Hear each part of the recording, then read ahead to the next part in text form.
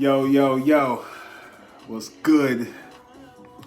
I'm back. Or maybe I'm forward. I don't know. What's going on, guys? It's your boy, Hollywood T Money's back in the building, back in your face. I think I just spit in the camera. Beautiful as ever. I'm bumping that new Bruno and Cardi B, Please Me.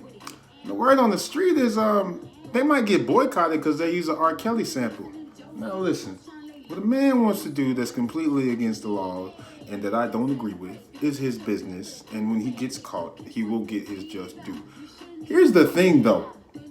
We been knew that R. Kelly was out here peeing on these innocent young women. We been knew. I'm talking like way back in '02. Like he married fucking Aaliyah when she was like 14 years old. And now we mad? 30 fucking years later? Come on, so y'all gonna boycott the hardest artist in the game? Y'all crazy. Female artist, right? Whatever. Cardi, get your money. Bruno, keep doing your thing. This song is a banger off rip. That ain't even what I'm here to talk about. I never was able to post my first video with any success, technical difficulties, who the fuck knows, the internet. But I've been on this whole like just coming up with different concepts for everything I'm trying to do, and obviously this is something I'm doing now, so hopefully I get people to start watching my shit. I guess I should start talking about it. First and foremost, shout out to my sponsor, the Bros Before Elbows Pro Wrestling Podcast. Be on the lookout. We have another one coming. The pay-per-view just happened last night. I did a quick snippet on our picks. I was pretty solid with the picks. But anyway, I want to talk about Tekashi 6ix9ine and the state of what's going on with him and just, my views, because everyone's got an opinion, right? And me not being really from the hood like that. Like, when I was young, my mother we lived in Baltimore.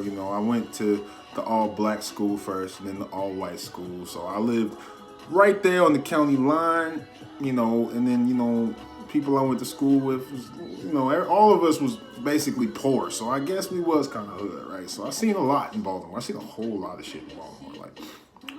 But if I look at Daniel Hernandez, I think he and I are similar in the sense that he just was never built like that. You know what I'm saying? But I'm not vouching for him. I think that snitching is the soft way out. And people have said to me, if you was in that situation, you would have snitched and stuff. You would snitch. And I'm like, I don't snitch. I'm not a rat. I'm sorry. I'll just take the L. It's happened at work. I'm not gonna go into details, something stupid, but I'm like, I'm not about to even rat about it. Got cussed out for it by the bosses, but I'm not gonna rat. 37 years. All right, Judge, I'll see you in court, man. We're gonna fight it, because that's the thing. You can get a damn lawyer, and with all the money you got, you can get yourself a pretty decent lawyer. And I'm pretty sure by now, Tekashi being as hot as he was and having 50 Cent kind of on his side, they could have figured that out. This is Hollywood we talking about. R. Kelly is still walking the streets a free man who has raped a bevy of girls underage. You feel me? So what I'm trying to say is this. Look at the history.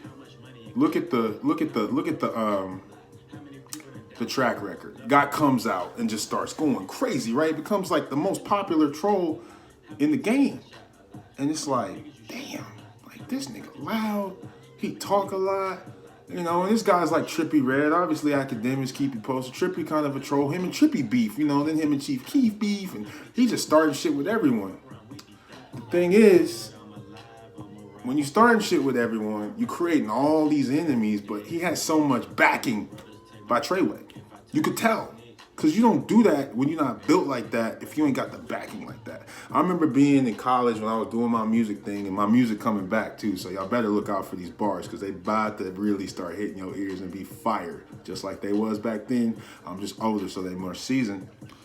I remember my boy was like, yeah, man, I talk about the hood and all that and that, but I got the backing, but obviously I ain't from there, so who cares? And I'm like, it's that's kind of crazy, but I feel you though. If you got people that then you know people. So I feel like he knew people. One of my friends was like, he's a gopher. So he got connected, and they be like, go to the store and buy my Duchess pussy. Like, he was that kid. And he was just tied because he probably grew up in that hood. So when you come up in a hood, you could get bullied or you could be the bully, basically. And think about that. So if it's hella bullies, right? Or maybe they ain't even bullies, they just control the hood. He a little kid coming up, he like this good kid and seen the older videos and all that, the long non-dyed hair, and then all of a sudden he's gang and he got 6'9" all over his body and he's starting fights and yelling suck my dick and da da da da da da da. That's all because of the backing he had, bro. But the problem with him, and the problem with a lot of people, they don't think they can be touched. He didn't think he could be touched. And here's the thing, and this gonna say a lot for y'all. If you're not white in America, you can always fucking be touched, okay? And even if you are white, because they go through the same shit. But look, we already are up against some shit, and I'm not over here trying to be no activist. So you Spanish, right? You Spanish. Donald Trump don't even want them here. The niggas that do the shit that no one wants to do, he doesn't want them here. That's another story for another time. What you think was gonna happen? Now, we're watching this guy come up. He blows up. He drops all these singles. He's yelling. I'm like, okay. And I remember the rah-rah. I was like, yo, this kind of hard. Like, yelling and all that. Okay. I said, okay, all right, Tekashi, I feel you a little bit. Your hair kind of weird. Your 75 million tattoos is excess, but okay. Now, he started all that beef. He went on the Breakfast Club and all that. And Charlamagne was like, you need to chill. And he was like, oh, I'm surprised I'm alive. And he was like, happy he was alive, but he had the backing of some real niggas. Now, this is where he fucked up. Somewhere in there, even after admitting to all this gang activity and snitching like he doing, god damn, he ain't hear the memo from Rowley? Hey, yo, granddad, stop snitching. Same, that's real shit. Like, snitches don't deserve to live. That's the way that the hood works. That's the code. You just take the fucking charge, man. Like, I get it. It's 37, 45 years, whatever the fuck. You 22, you come home when you're 65, man. I mean, and if you get in prison, you can get access to all the shit you need anyway. Commissary, conjugal visits, the whole nine. You can have internet and TV, and guess what? You get free food. I'm not glorifying prison. It's a horrible, fucked up system. It's designed to keep a lot of people down. But listen, take the L. That's my side on it. So back to what I'm trying to say about this kid. Like, you looking at his old videos of him at like some quinceañera or some shit, and you're like, this a hood nigga? Well, damn, I think he had on like a light polo and some dress pants. I'm like, nah.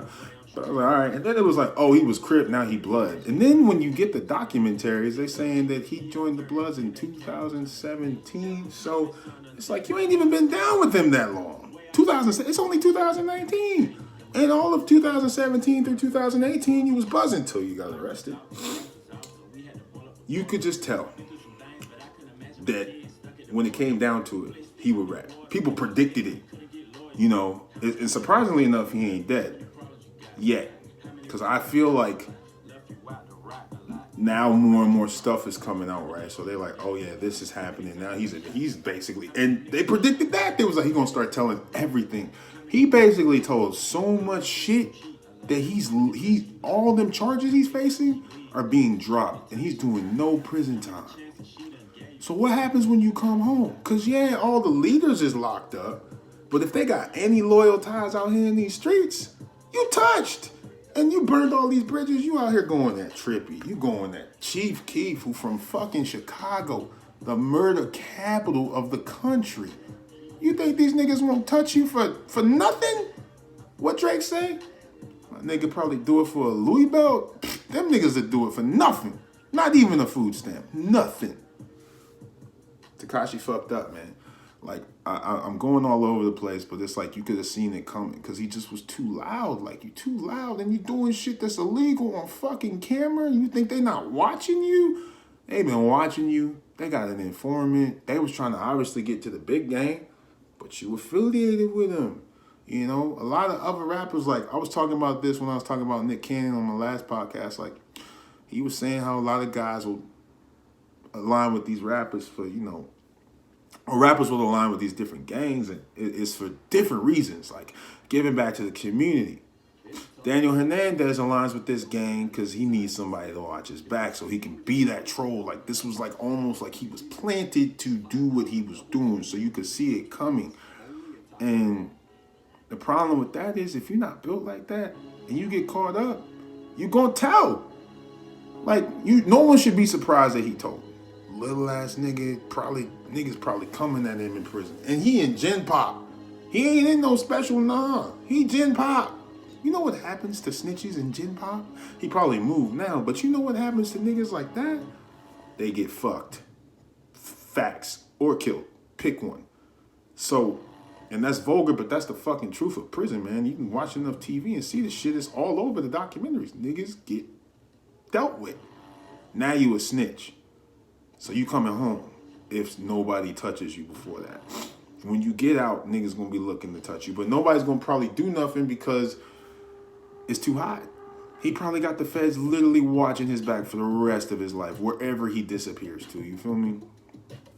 And you know, as my music keep playing in the background, I'm just rambling now, but I'm just kind of in my mind like, I don't know why we're so surprised by the actions of Tekashi 6ix9ine. It sucks. It's terrible. You know, free Shotty, free all them. Like, I don't condone gang violence and none of that, but I understand it's a way of life for some people. I get that. I also understand that these niggas was putting in all this work for this man's loud ass mouth, and now he's gonna leave a free man, and they're gonna probably never come home because he gave the feds what they. This is like the typical fucking story where the snitch gives up all the information, not just a little bit, not just a plea deal. He plea dealed, and he ain't no kingpin. He ain't no Freeway Ricky. He ain't no fucking AZ Face. Like, he ain't none of these niggas, and you did a year of hotness and made however much your net worth is, and now you're not even gonna be able to enjoy your life. You understand? That's why I was like, take the charge. Like, you coming home, but ain't nobody gonna want to see you at home. Ain't nobody gonna talk to you. Nobody's fucking with you. I'm pretty sure Meek Mill might have got you vetoed forever. Your fans, if you still got fans, well, we know what type of people they are. No offense, but y'all snitches too. Obviously, if you backing his shit, nah, man, that's not cool. You understand? So I wanted to come on here and talk about that. That was supposed to be my lead off, but it's kind of cool that it wasn't. And that I first talked about Nick Cannon and all his shit, and now we doing this. There's more to come. It's just a little snippet, a little 13, 15 minute clip. But the snitching's got to stop. You know, you understand? And niggas got to get hard again. You know, rap music got soft now. Niggas is soft-ish. I don't know anybody's street cred, but I know a lot of niggas is soft. You know, back when I was coming up, niggas was a little bit harder, really with the shits. See some of the niggas that came up in my time, which was like the early to late 2000s, or early to middle 2000s, really with the shits, man. Really with the shits. Puffy slapped Drake in a club one time. And Puffy, I can't say he like gangsta, but that nigga don't play. And this Puff, you feel me? Jay-Z really with the shits, you know? Niggas like Cassidy really with the shits. You know? Now niggas is soft. They get their back in and they get their money and they however they do it, and then they come out saying all this shit, and then shit like this happens, and boom. It's a whole epidemic, man. I've been going on and on about these emotions, and I want to apologize here now as someone who has, for whatever reason, been so upset. But that's probably just at my actual life, not anything else. And been lashing out at all these hoes or females, excuse me. This is a YouTube show. I don't want to get vetoed, but it's kind of like, we got to get out our feelings in 2019. No one has them anyway, so keep your feelings for your family and your closest people. And keep your circle strong and solid and small. And go from there. Get your money. And the funny thing is about get your money, I just was reminded. So think of money, power, respect from the Locks and Lil Kim and the Bad Boy family from back then. Money, power, respect, right? So the money first, then you get the power, then the respect. Now listen to Iggy Azalea, who ain't even really rapping like that no more, but got new music, but she's pretty much an Instagram model now. Shout out Iggy, I love you. You could be my woman crush every day. Whenever you're ready, stop playing these games and come home. That's just one of them. I got like 3 million of them, you feel me? Love baddies, love bad bitches, love bitches. What was I saying before that? She was like, first you get the money, then you get the power, respect, hoes come last. So if you follow that protocol, it will happen. It's a fact. Niggas is out here mad And there's no reason to be. If you ain't making that money, they ain't fucking with you anyway. Nobody. And I'm not even saying that. I mean, you want to make your real friends, but female-wise, they ain't fucking with you no way. You need some money. Trouble. Worry about them hoes and you ain't got no money. If you ain't got no money, you shouldn't be doing nothing but figuring out how to get some fucking money. That's the problem. Everybody want the fast cash. Don't nobody want to work. Or they don't even want the cash. They just don't want to work. So they sit on government assistance and all that. Nah, man, you got to have a hustler mind. Like, I've always had a hustler mind, but I've never hustled enough. Now I'm out here trying to put in work, and hustle. You understand? So emotional niggas like Tekashi, who look real shook in court, we got to cut that shit out, man. And if you get to that level where you popping like that, you got to be careful what you doing. Because when you messing with some real niggas and you doing this and that, you see the result. That's the show for today. I don't want to keep going because I'm just all over the place. I got to start doing these outlines, but I'm pretty sure I got my point across. Tekashi's a rat. Free Shotty. And stop being so fucking emotional. It's your boy, Hollywood. In a meal.